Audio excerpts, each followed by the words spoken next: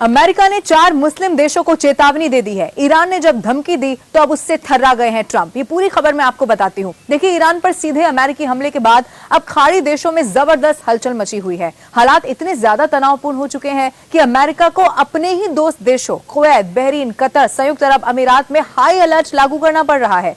वजह साफ है, ईरान ने साफ तौर पर धमकी दे दी है कि अब अमेरिकी नागरिक और सैन्य अड्डे चाहे जहां पर भी हो उसके निशाने पर हैं। ईरान का ये रुख न केवल अमेरिका बल्कि मिडिल ईस्ट के लिए एक बड़ी खतरे की घंटी साबित हो सकता है।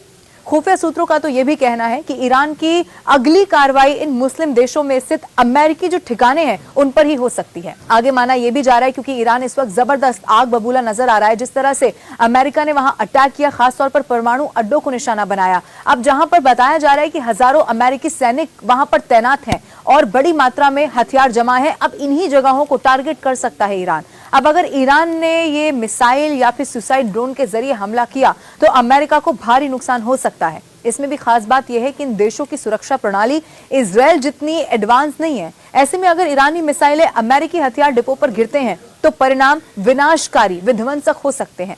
सिर्फ अमेरिका के लिए नहीं है ये, बल्कि इन चारों जो मेजबान देशों का जिनका मैंने नाम लिया, इनके लिए भी मुश्किल हो सकती है।